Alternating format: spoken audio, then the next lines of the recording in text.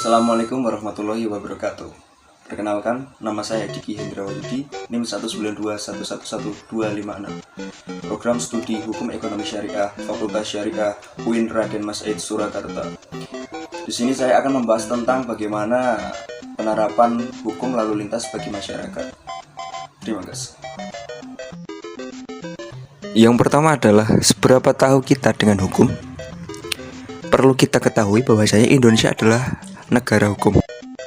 Hal itu tertuang dalam pasal 1 ayat 3 Undang-Undang Dasar 1945 yang berbunyi, negara Indonesia adalah negara hukum, di mana Indonesia menggabungkan beberapa sistem hukum di dalam konstitusinya.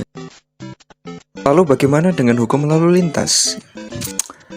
Perlu kita ketahui definisi dari hukum terlebih dahulu ya. Hukum dapat diartikan sebagai sebuah peraturan atau ketetapan atau ketentuan yang tertulis ataupun yang tidak tertulis untuk mengatur kehidupan masyarakat dan menyediakan sanksi untuk orang yang melanggar hukum. Kemudian lalu lintas.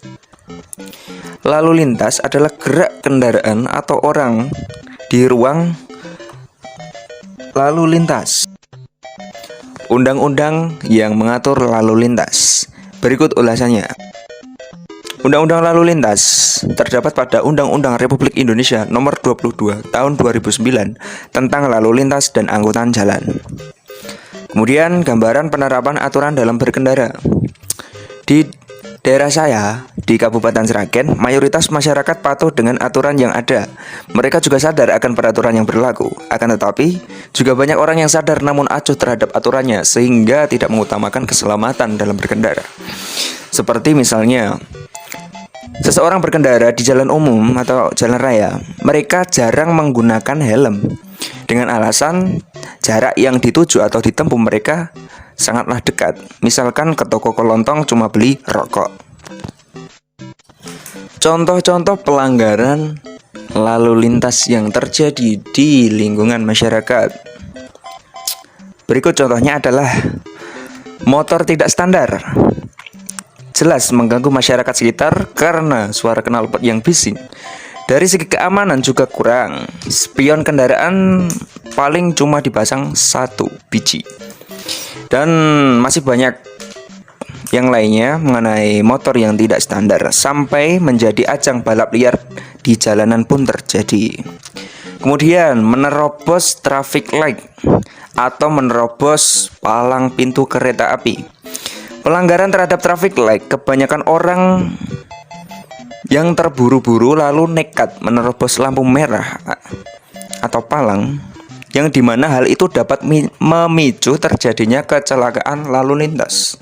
Seperti banyak berita-berita yang berada di sosial media seperti TikTok, Instagram, dan Twitter. Kemudian yang ketiga, kelengkapan berkendara yang kurang.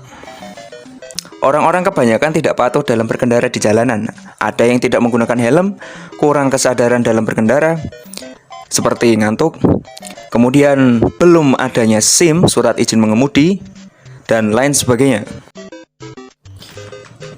Jadi teman-teman, kita harus ingat, patuh terhadap peraturan lalu lintas, selalu memakai helm, jangan lupa membuat SIM biar nggak ditilang. Jangan ugal-ugalan karena yang ugal-ugalan tetap akan ditikung oleh teman. Jangan suka menerobos lampu merah maupun palang pintu kereta. Selalu fokus saat berkendara, jangan sampai tertidur di jalan raya. Selalu gunakan kendaraan yang standar. Kalau balapan jangan liar, ke sirkuit aja, Mandalika bos. Pesan saya, keep calm and stay healthy. Jangan lupa untuk bersyukur hari ini. Terima kasih telah mendengarkan dan menyimak video yang saya buat.